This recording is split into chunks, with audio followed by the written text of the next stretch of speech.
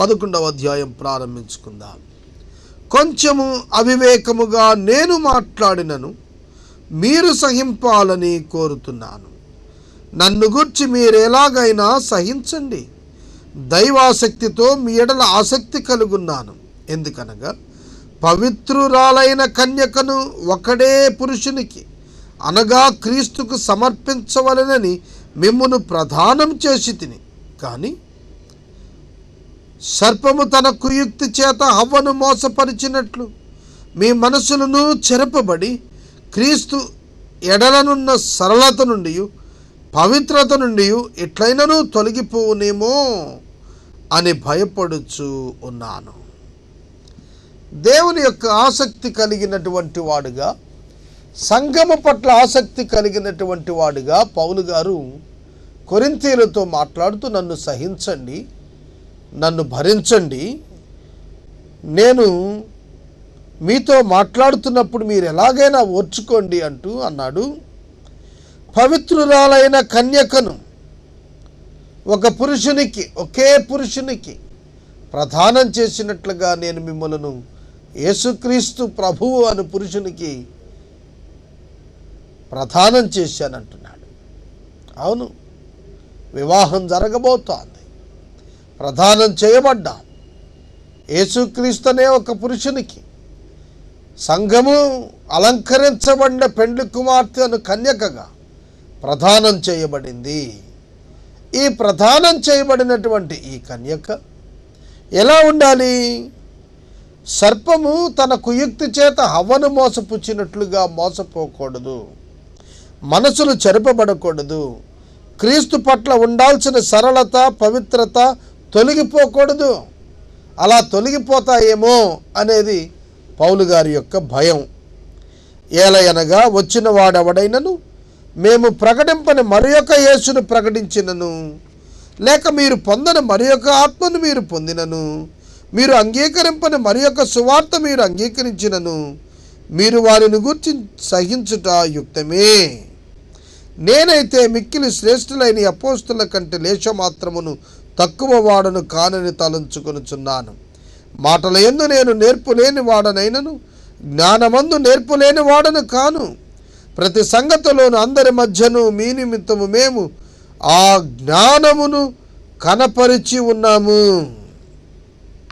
చూడండి, ఇక్కడ పౌలు భక్తుడు రాస్తున్నటువంటి మాటలు మీరు గమనించినట్లయితే, వేరొక యేసును ప్రకటించిన కానీ, వేరొక ఆత్మను మీరు పొందిన కానీ, చూడండి, వేరొక యేసు ఎక్కడుంటాడు అంటే విగ్రహారాధనకు తొలగిపోయిన యేసును విడిచి వేరొక దేవుని చేర్చుకున్న అట్టి వారికి హెచ్చరికలుగా తెలియచేస్తున్నాడు.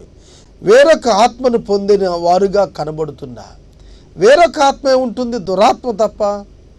కనుక మారు మనసు పొందినవారు, రక్షణానుభవం లేనివారు, యేసుక్రీస్తును నిజంగా రక్షకునిగా స్వీకరించిన వారు వెలుగుదోతకు లోనైపోతారు. అలా లోనైపోయినటువంటి వారు యేసును దేవునిగా అంగీకరించలేరు, వేరొక దేవుని వారు కలిగి ఉన్నట్టుగా మాట్లాడతారు. అంత మాత్రమే కాదు, మిక్కిలి శ్రేష్ఠులైన అపోస్తుల కంటే తక్కువ వాడను కానని నేను నన్ను గురించి తలంచుకుంటున్నానన్నారు పౌలు గారు. ఎందుకంటే అలా తలంచుకున్నాడు? మాటల యందు నేర్పరి కాకపోయినా జ్ఞానమందు నేర్పరి తనము కలిగిన వాడని తాను అంతకుముందే కొరింథీయుల యొద్ద రుజువు చేశాడు అనేది తెలుపబడుతూ ఉంది. మిమ్మల్ని హెచ్చించాలని మీకు దేవుని సువార్తను ఉచితముగా ప్రకటిస్తూ నన్ను నేనే తగ్గించుకున్నందున పాపం చేసి తినా? మీకు పరిచర్య చేయుటకై నేను ఇతర సంఘముల వలన జీతం పుచ్చుకొని వారి ధనం దొంగిలిన వాడినైతిని. చూడండి, పౌలు గారిని ఇతర సంఘాల వారు ఫీడ్ చేశారు, పోషించారు. ఎందుకంటే ఈ సంఘానికి సువార్త ప్రకటిస్తారని. అందుకని అంటున్నాడు పౌలు, నేను వారి దగ్గర దొంగిలినట్టుగా భావిస్తున్నాను. ఎందుకని? దేవుని సువార్తను ఉచితంగా ప్రకటించినందున నేను వెర్రివారిగా తక్కువ వానిగా కనిపిస్తున్నానా అని ప్రశ్న అడుగుతున్నాడు. అనేక పర్యాయాలు పరిచర్యలో ఉన్న ఉన్నతమైన వారు సైతం తమను తాము తగ్గించుకున్నట్టు చేత వెర్రివారుగా లోకం భావిస్తోంది. కనుక లోకం సరి చేసుకోవాలి కానీ సేవకులు కాదు ఈ పక్షంగా సరి చేసుకోవాల్సింది. మరియు నేను మీ యొద్ద ఉన్నప్పుడు నాకు అక్కర కలిగి ఉండగా నేనెవరి మీదను భారము మోపలేదు. మాసిదోనియా నుండి సహోదరులు వచ్చి నా అక్కర తీర్చిది. ప్రతి విషయంలోనూ నేను మీకు భారముగా ఉండకుండా జాగ్రత్త పడితిని. ఇక ముందుకును జాగ్రత్త పడుదును. మాసిదోనియా వారు పేదవారు అయినప్పటికీ కూడాను పౌలు గారిని పోషించారు. పౌలు గారి అవసరాలు ఫిలిప్పీలో ఉన్నప్పుడు తీర్చారు. వారు కొరింథీకి సువార్త ప్రకటించటం విషయంలో పౌలు గారికి ఆర్థిక సహాయం ఇచ్చి పంపించారు. అటువంటి ఉత్కృష్టమైన భక్తిని, విశ్వాసాన్ని చూపించారు మాసిదోనియా దేశస్థులు. మీకు పరిచర్య చేయటానికి ఇతరుల దగ్గర జీతం పుచ్చుకున్నందున నేను దొంగిలిన వాడుగా మారానంటున్నాడు. ఇక ముందు మీకు భారంగా ఉండకుండా జాగ్రత్త పడతాను. ఇప్పటికే నేను జాగ్రత్త పడ్డాను. క్రీస్తును తప్ప మీ మధ్య దేనిని నేను ఎరుగనంటున్నాడు. అవును, ప్రతి సేవకుడు ఆర్థిక విషయాల్లో జాగ్రత్తగా ఉండాలి. డబ్బు ఈ లోకాన్ని శాసిస్తుంది. డబ్బు ఈ లోకాన్ని ప్రలోభపరుస్తుంది. దానికి లోబడేటువంటి వ్యక్తులతో మనం ఈ లోకంలో సహవాసం కలిగి ఉన్నాం. జాగ్రత్త. మీ భక్తి జీవితం కాపాడుకోండి. వ్యక్తిగతమైనటువంటి విలువలు, వాక్యానుకూలమైనటువంటి పరివర్తన కలిగి జీవించాల్సిన అవసరం ఎంతైనా ఉంది. క్రీస్తు సత్యము నా యందు ఉండుట వలన అకయా ప్రాంతముల యందు నేను ఇలాగూ అతిశయపడకుండా నన్ను ఆటంకపరచుటకు ఎవరి తరము కాదు. యేసుక్రీస్తు ప్రభువునందు సత్యమునందు ఆయన యందు ఉండటం వలన అకయ ప్రాంతము యందు పౌలు గారు అతిశయపడకుండా ఆయన ఆటంకపరచడం ఎవ్వరి వల్ల కాదు అంటున్నాడు. యేసు యొక్క సత్యం పౌలు యందు ఉంది అన్నాడు. వాక్యమే సత్యము. పౌలు యొక్క హృదయములో వాక్యం ఉంది. వాక్యానికి లోబడే జీవితం ఉంది. అందుకనే అతడు ధైర్యంగా మాట్లాడుతున్నాడు. ఎందువలన నేను మిమ్మును ప్రేమింపనందువలన దేవునికే తెలియను. అతిశయ కారణము వెతుకు వారు ఏ విషయములో అతిశయిస్తున్నారో ఆ విషయములో వారు మావలనే ఉన్నారని కనబడు నిమిత్తం వారికి కారణము దొరకకుండా కొట్టివేయుటకు నేను చేయిచూ వచ్చిన ప్రకారమే ఇక ముందును చేతును. ఏలయనగా అట్టివారు క్రీస్తు యొక్క అపోస్తుల వేషం ధరించుకున్న వారై ఉండి దొంగ అపోస్తులను మోసగాండ్రకు పనివారునై ఉన్నారు. అబద్ధ బోధకులు బయలుదేరి క్రీస్తు ప్రభు తర్వాత యేసుక్రీస్తు ప్రభు దేవుడు కాదని బోధించినటువంటి వారు శతాబ్దాలు కొనసాగారు. ఇప్పటికీ కొనసాగుతున్నారు. యేసు కేవలం మానవుడని, యేసు కేవలం దేవుని కుమారుడు మాత్రమే దేవుడు కాదని, ఇలాగన అనేకమైనటువంటి విషయాలు బైబిల్లో నుండే బయటికి తెచ్చి క్రీస్తును కించపరిచేటువంటి దొంగ అపోస్తలుల వేషం వేసినటువంటి దొంగలు, మోసగాండ్రకు పనివారు ప్రారంభించి ఉన్నారు. ఇది ఆశ్చర్యం కాదు. సాతాను తానే వెలుగుదూత వేషం ధరించుకొనుచున్నాడు కనుక వారి పరిచారకులను నీతి పరిచారకుల వేషం ధరించుకున్నట్టు గొప్ప సంగతి కాదు. వారి క్రియల చొప్పున వారికి అంతము కలుగును. అబద్ధ బోధకులు అపవాది సంబంధులు. అపవాదే యేసు అనేటువంటి ఒక వెలుగుదూత వేషం, ఏంజల్ ఆఫ్ లైట్, వెలుగుదూత వేషం వేసి అనేకులను తానే దేవుడు అన్నట్లుగా భ్రమపరుస్తోంది. తాను రక్షణ ఇచ్చేసినట్లు అనేకులను భ్రమపరుస్తోంది. క్రీస్తునొద్దకు రాకుండా అనేకులను దూరం చేస్తోంది. దాని యొక్క అనుయాయులైనటువంటి పడద్రోయబడిన దూతలు మనుషులను వారు వినియోగించుకొని అబద్ధ బోధకులుగా వారిని చిత్రీకరించుకొని నిర్మించుకొని వాక్యానికి విరుద్ధంగా పనిచేస్తున్నారు. ఆనాడే కాదు, ఈనాడు కూడా అలాంటి వారు పనిచేస్తూనే ఉన్నారు. వారి క్రియల చొప్పున వారికి అంతం కలుగుతుందన్నాడు. కనుక అట్టివారు తప్పించుకోలేరు, నరకాగ్నికి లోనవుతారు. 16వ వచనం నుండి వాక్యాన్ని గమనించండి. కొరింథీ సంఘములో కొందరు అబద్ధ బోధకులు, అపవాది సేవకులు లేచి సత్యవంతమైనటువంటి సేవకులను, పౌలు గారి వంటి సేవకులను తోలనాడుతూ అవివేకిగా ప్రకటన చేస్తూ వచ్చారు. అవివేకిగా ఎంచినట్లు పౌలు గారు 11వ అధ్యాయంలో సాక్ష్యం చెబుతున్నారు. ప్రారంభంలోనే అవివేకంగా మాట్లాడుతున్నాను, సహించండి అని కోరుతున్నాడు.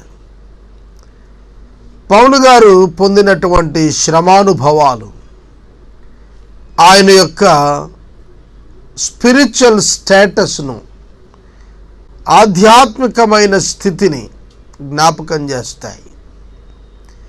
ఆయన మహాజ్ఞానం గలవాడు. గమలీయేలు అనేటువంటి మహావిద్వాంసుడి దగ్గర ధర్మశాస్త్రాన్ని నేర్చుకున్నాడు పౌలు గారు. పరిసయ్యుడు, అలాగే అతడు సన్హెద్రిన్ సభ సభ్యుడు.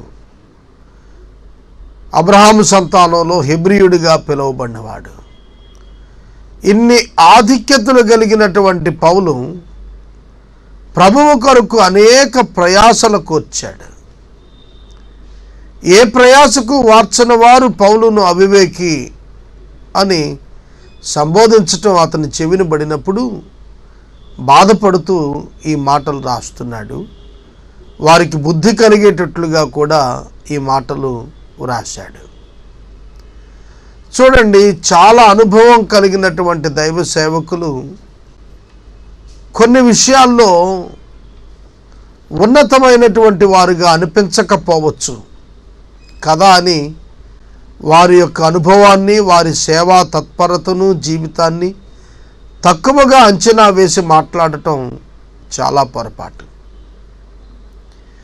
ఒక వృద్ధుడు నేను ఎరుగుదును. అతడు మాట్లాడుతున్నప్పుడు వినసొంపుగా ఉండదు. అతని ఆకారం వృద్ధాప్యం వలన ఆకట్టుకునేట్టుగా ఉండదు. పాతకాలపు మనిషి కాబట్టి ప్రజెంట్ ఇప్పటి వాతావరణానికి అనుకూలమైనటువంటి మేనరిజమ్స్ అతని దగ్గర లేవు.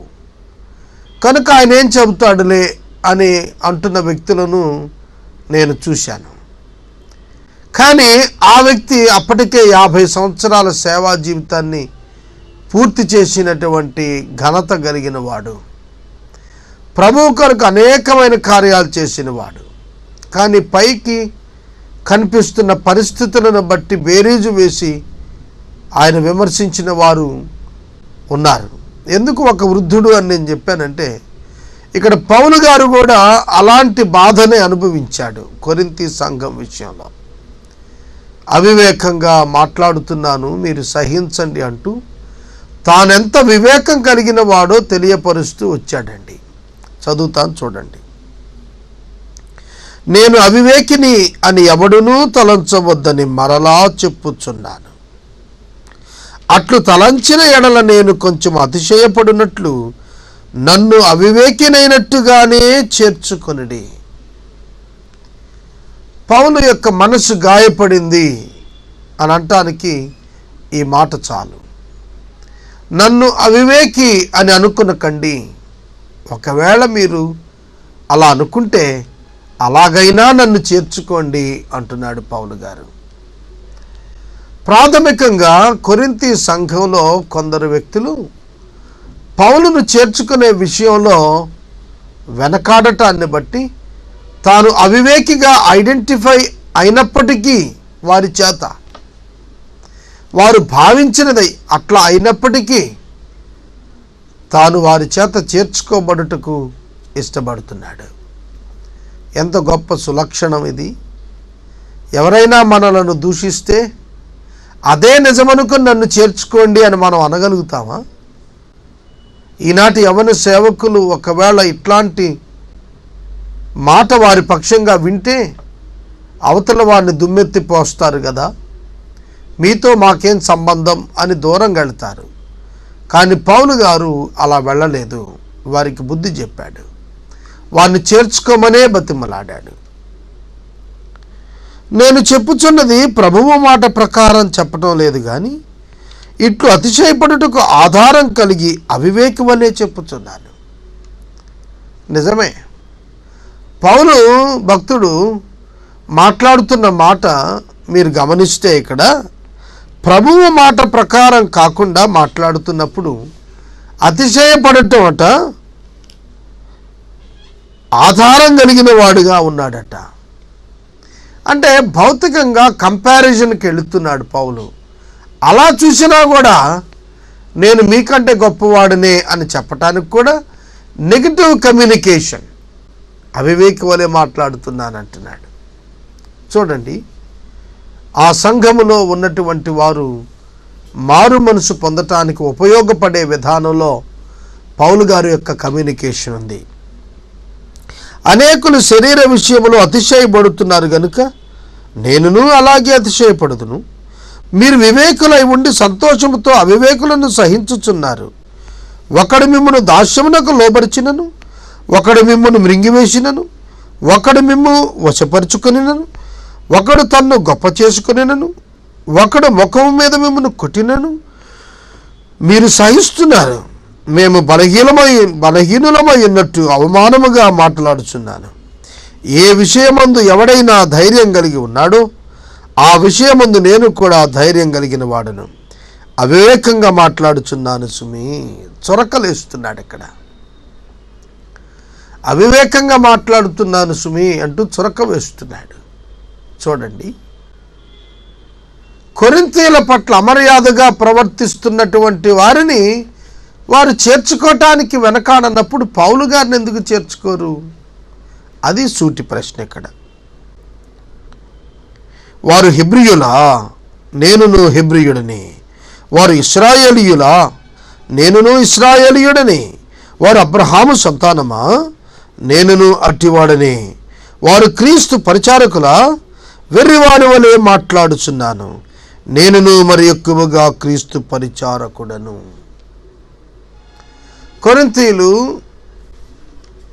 కొందరిని చేర్చుకున్నారు. ఏ పేరును చేర్చుకున్నారు? ఏ బేస్లో వారిని యాక్సెప్ట్ చేశారు అంటే అబ్రహాము సంతానమని, క్రీస్తు పరిచారకులని, దేవుని యొక్క సేవకులని, హెబ్రీయులు అని, ఇజ్రాయేలీయుడు అని చేర్చుకున్నారు. మరి నేను కూడా అదే కదా అంటున్నాడు పౌలు. అవన్నీ నాకు కూడా ఉన్నాయి, నేను కూడా క్రీస్తు పరిచారకుడినే. వారందరికంటే మరి ఎక్కువ విశేషంగా క్రీస్తు కొరకు ప్రయాసపడ్డాను. పౌలు గారు ఇతరులను అంగీకరించి తనను త్రోసిపుచ్చినటువంటి కొరింథీయులకు తాను ఏ విధంగా యోగ్యుడో, వివేకం కలిగిన వాడో చెప్పటానికి తాను పొందిన శ్రమల చిట్టా ఇక్కడ రాస్తున్నాడు. వీటిల్లో నా మట్టుకైతే 20 ఏండ్లు నేను సేవకొచ్చి ఈ నవంబర్కు ఒక్కడు కూడా అనుభవించలేదు నేను. ఒకవేళ ఆర్థికపరమైన కొద్దిపాటి ఇబ్బందులు ఎదురై ఉండొచ్చునేమో కానీ శారీరకపరమైనటువంటి ఏ విధమైన బాధను కూడా నేను 20 ఏళ్ల పరిచర్యలో చవి చూడలేదు. ఒకవేళ అలా చవి చూసిన వారు ఉంటే చాలా కొద్దిమంది వేళ్ల మీద లెక్కించవచ్చు ఇప్పుడున్న ప్రస్తుతం ఉన్న ప్రొటెక్టెడ్ పరిస్థితుల్లో. పౌలు గారు సువార్త పట్ల తీవ్ర వ్యతిరేకత ఉన్న దినాల్లో ఆయన త్యాగం చేసి సువార్త సేవ చేశాడు. ఎలాంటి కష్టాలు పడ్డాడు? 23వ వచనం, మరి అనేక పర్యాయములు చెరసాలలో ఉంటిని, అపరిమితముగా దెబ్బలు తింటిని, అనేక మారులు ప్రాణాపాయములలో ఉంటిని, యూదుల చేత 5 మారులు 1 తక్కువ 40 దెబ్బలు తింటిని, 3 మారు బెతముల చేత కొట్టబడి తిని, ఒకసారి రాళ్లతో కొట్టబడి తిని, 3 మారు వాడ పగిలి శ్రమపడి తిని, ఒక రాత్రి మగలు సముద్రంలో గడిపి తిని, అనేక పర్యాయములు ప్రయాణములలోను, నదుల వలన అయినను, ఆపదలలోను, దొంగల వలన ఆపదలలోను, నా స్వజనుల వలననైన ఆపదలలోను, అన్యజనుల వలననైన ఆపదలలోను, పట్టణములలో ఆపదలలోను, అరణ్యములో ఆపదల్లోను, సముద్రములో ఆపదలోను, కపట సహోదరుల వల్ల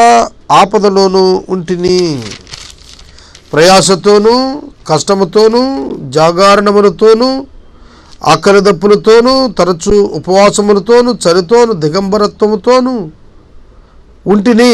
ఇంకను చెప్పవలసినవి అనేకము ఉన్నవి. 26 విషయాలు చెప్తూ వచ్చాడు. ఈ 26 విషయాలు తన జీవితంలో తాను అనుభవించాడు. ప్రభువు సేవలో తాను భరించాడు, సహించాడు. చూడండి ఎంత ఉన్నతమైన సేవకుడు. సువార్త పరిచర్యలో బహు కష్టాలు అనుభవించిన క్రీస్తు పరిచారకుడు సాక్ష్యం చెబుతున్నాడు. సోదరుడా, సోదరి, అటువంటి శ్రమానుభవాలు అనుభవించిన వాణ్ణి కొరింథీయులు అవివేకులని, కేవలం మతపరంగా ఆచారపరంగా ఉన్నటువంటి బోధకులను స్వజనులని భావించిన సందర్భంలో నేను అవివేకిగా మాట్లాడుతున్నాను అంటూనే పౌలు భక్తుడు ఈ విషయాలన్నీ కూడా బోధ చేస్తూ వచ్చాడు. పౌలు గారు 1 - 40 దెబ్బలు 5 పర్యాయాలు తిన్నట్లుగా తాను మాట్లాడుతున్నాడు. యూదుల చేత 5 పర్యాయాలు 1 - 40 దెబ్బలు. చూడండి, అతని యొక్క ఇంచుమించు ఒక 20-25 సంవత్సరాల స్పాన్లో అతను చేసినటువంటి ఘనమైనటువంటి సేవ, క్రీస్తు నిమిత్తం అతని యొక్క శరీరములో ప్రతి అవయవం అణువణువు హింసించబడినట్లుగా, హింస పొందినట్లుగా లేఖనంలో మనం చూస్తున్నాం.